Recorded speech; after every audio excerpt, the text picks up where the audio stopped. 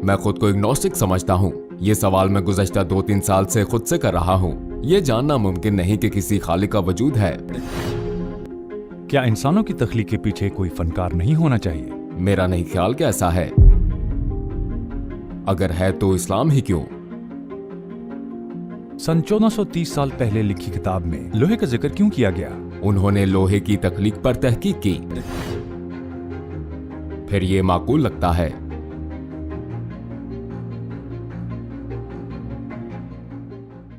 आप क्या करते हैं? लगता है आप स्कूल से फारिग हुए हैं। हाँ, मैं टिकटें खरीदने निकला हूँ, अब वापस जा रहा हूँ। आप क्या पढ़ते हैं? मैं जियोमेट्रिक इंजीनियरिंग के पहले साल में हूँ। बहुत अच्छे।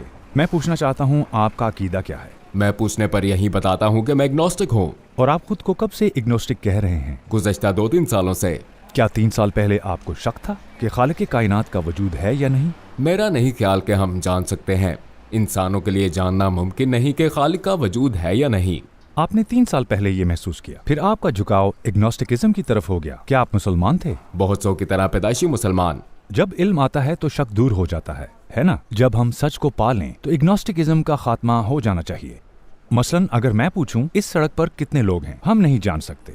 हम नहीं जान सकते। हमारा ना जानने का दावा उन्हें ना गिनने तक रहेगा। क्या उन्हें गिनने के बाद कोई शक बाकी रह सकता है?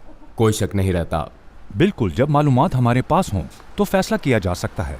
आप किसी एक या फिर दूसरी चीज का फैसला करेंगे। अगर हम खालिक कायनात के वजूद का सबूत दे दें तो हकायक जानने के बाद आप अपना जहन तब्दील करेंगे। अगर मैं आपका शक दूर कर दूं, मैं क्यों इनकार करूंगा?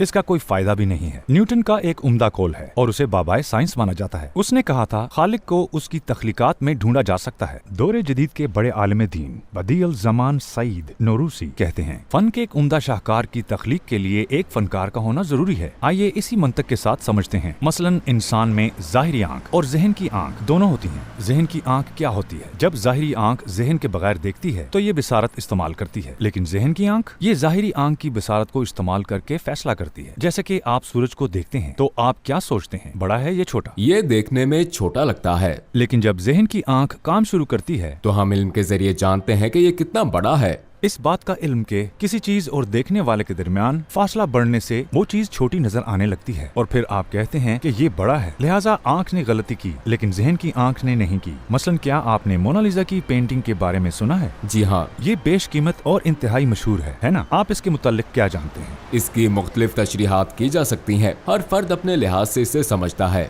दिन ब दिन इसके बारे में नई मालूमात दरियाफ्त होती हैं। डाविंची ने बहुत से इम्तजाजी रंग इस्तेमाल किए थे, हत्ता के लोग रंगों के दरमियान तगय्युर को भी नहीं पहचान सकते। वो रंगों को नहीं जानते। हमें निहायत उम्दा इम्तजाज नजर आता है। लियोनार्डो डाविंची को ये काम मुकम्मल करने में 4 साल लगे। लोग कहते हैं कि ये अनमोल है। क्या आपने कभी इस पेंटिंग में मोनालिसा के जज्बात का मुआयना किया है? ये बताना मुश्किल है कि वो खुश है या उदास। फर्ज करें आप किसी वर्कशॉप में जाते हैं और वहाँ मोनालिसा की पेंटिंग है। वो आपके सामने है और इर्द गिर्द कोई नहीं है। आपकी आंख इसकी तशरीह यूं करती है, क्योंकि यहाँ कोई नहीं है लिहाजा ये खुद से बन गई है। अब देखते हैं कि दीवारों पर वही रंग हैं जो पेंटिंग में हैं। मेरी आंख मुझे बताती है कि हो सकता है यहाँ हवा चली हो जिसने रंग फैला दिया हो और पेंटिंग बन गई हो।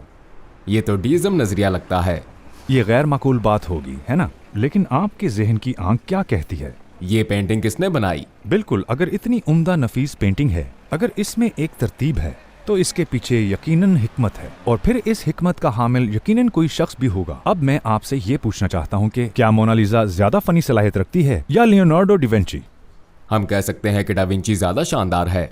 यकीनन वो अपनी तख्लीक से ज्यादा फनी सलाहियत रखता है। आप इंसान के जिस्म को जानते हैं। इंसान के जिस्म में 60 के करीब अनासर हैं। अनासर की तरतीब इंतहाई हसास है। अगर मामूली तब्दीली भी वाक़ई हो जाए तो बीमारी आ जाती है ना? बिल्कुल। जिस्म में बहुत से अनासर हैं, जैसे कि आयरन और कॉपर। अगर कॉपर में कमी हो जाए तो सेहत के मसाइल पैदा हो जाएंगे, क्योंकि कॉपर खून को बैलेंस करता है। लिहाजा मैं ये कहूँगा कि अनासर को दुरुस्त मिकदार में यकजा किया गया और एक हैरत अंगेज इंसानी जिस्म तख्लीक पाया। ठीक है, हाँ, एक शाहकार तख्लीक हुई, लेकिन अगर खालिक मौजूद है तो? मेरी बात मुकम्मल हो जाए फिर आप इसे समझ सकते हैं। मैं आपसे एक चीज पूछता हूँ, फिर माइक्रोफोन आपके हवाले। हम मुत्तफिक हैं कि मोनालिसा के खुद से तख्लीक होने का कोई इम्कान नहीं, तो इंसानी जिस्म जो मुकम्मल तौर पर मुतवाजन 60 से ज्यादा अनासर का हामिल शाहकार है, इत्तफाकन कैसे तख्लीक हो सकता है? क्या ये इम्कान है कि इसका खालिक मौजूद नहीं? हम कह चुके हैं कि मोनालिसा को लाजमन किसी फनकार ने बनाया है, तो क्या इस बात का इम्कान है कि खुद लियोनार्डो डाविंची को किसी फनकार ने नहीं बनाया होगा?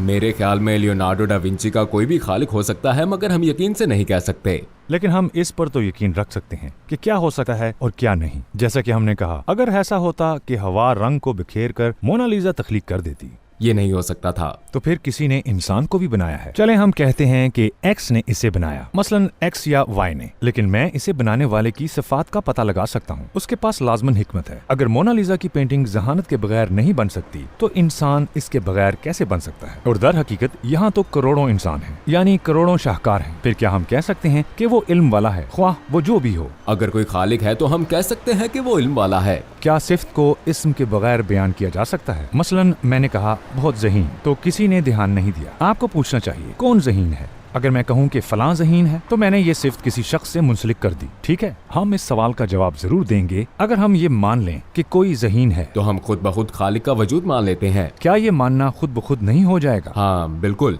हम कौन सी दीगर सफ़ात को देख सकते हैं? अगर खालिक खुद जिंदा ना हो तो क्या जिंदगी तख्लीक हो सकती है? नहीं। तो फिर हमें कहना पड़ेगा सबसे अहम पहले जिंदगी, दूसरा हिकमत, तभी वो इतना माहिर फन है, तीसरा कुदरत। कुदरत क्या है? जो चाहना वो करना। ठीक है, तख्लीक करने या ना करने का फैसला। लिहाजा मैं देखता हूँ कि वो कुदरत रखता है। चौथा ताकत। ताकत क्या है?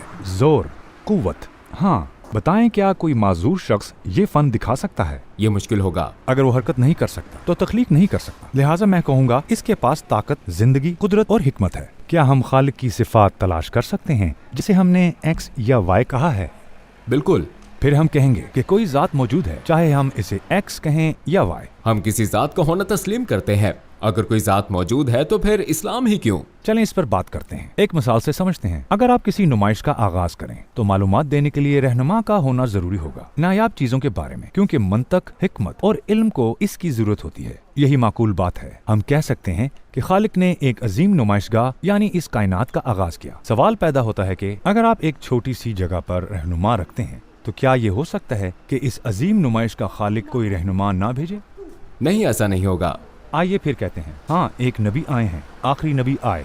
आखिरी नबी क्या लेकर आए? कुरान। ठीक है, फिर मुझे ये कहने दें, अगर मैं साबित कर दूं कि कुरान को कोई इंसान नहीं लिख सकता या कुरान सिर्फ वही के जरिए नाजिल किया जा सकता है, तो क्या मैं इस्लाम को साबित नहीं कर दूंगा? यकीनन। फिर भाई मुझे ये मिसाल पेश करने दें। कुरान में एक सूरा है अल हदीद। क्या आपने पहले इसके मुतालिक सुना है? अरबी में हदीद लोहे को कहते हैं। सूरह अल हदीद की एक आयत में कहा गया है वनज़लनल हदीद, और हमने लोहा भी उतारा है। नाजिल का लफ्ज नजूल से निकला है। नजूल का मतलब है नीचे उतारा जाना। इसे दीगर हवालों से भी बयान किया जा सकता है, जैसे कि बारिश का नाजिल होना या मुकद्दस किताबों का नाजिल होना। इसी तरह लोहे के लिए नाजिल किए जाने की इस्तिलाह इस्तेमाल होती है। फिर एक नुक्ता हमारी तवज्जो अपनी जानिब मरकूज करता है। लोहे को 1430 साल पहले उतारे गए कुरान में आसमान से नाजिल करदा क्यों कहा गया? उन्होंने इस बात का जवाब तलाश किया कि लोहा कैसे जाहिर हुआ। लेकिन अमूमन लोहे को जमीन से निकाला जाता है। आयत में कहा गया है कि हमने इसे आसमान से उतारा है। साइंसदानों ने हाल ही में ये दरियाफ्त किया है कि लोहा आसमान से आया है, क्योंकि दुनिया और निजाम शमसी में इतनी हरारत नहीं है कि लोहा तख्लीक पा सके। नोवा और सुपरनोवा के दरमियान होने वाले धमाके से लोहे का अंसर शहाब साकिब की सूरत में नीचे आया। अब मेरे पास वाज़े इल्म आ गया कि लोहा आसमान से आया है और साइंस इसकी तस्दीक करती है। फिर मुझे पूछना चाहिए कि लोहे के आसमान से नज़ूल से मुतल्लिक मालूमात इतनी पुरानी किताब में कैसे मिल सकती है? इस बात के क्या इम्कानात हैं कि किसी इंसान को ये मालूमात हासिल थी? क्या इसका कोई इम्कान है? हमने तो इस सदी में इसे दरियाफ्त किया है, लिहाजा कोई इम्कान नहीं कि इसे किसी इंसान ने लिखा है। मुझे ये इल्म मिलता है कि यही सच्चे नबी हैं और बरहक मुकद्दस किताब कुरान है। मैं आपको एक और मिसाल देता हूँ भाई।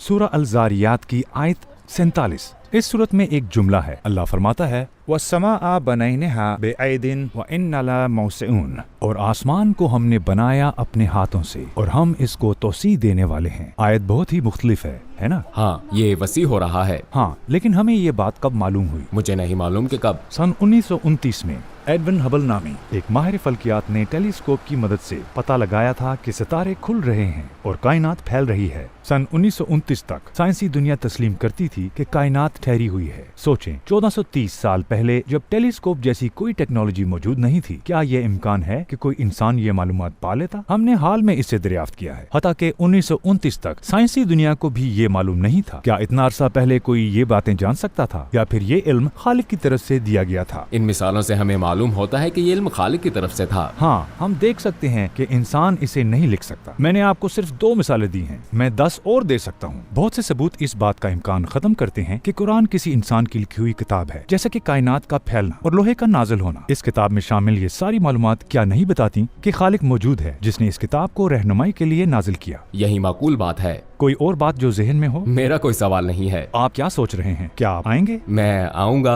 उम्मीद है अब छोड़कर नहीं जाऊंगा। छोड़कर जाना भी नहीं है, ऐसा मत सोचें। ये शैतान का वसवसा है। आपके तमाम सवालात के जवाब मौजूद हैं। आप क्या सोच रहे हैं? क्या आप आएंगे? अशहदु अल्ला इलाहा इल्लल्लाहु व अशहदु अन्ना मुहम्मदन अब्दुहु व रसूलुहु।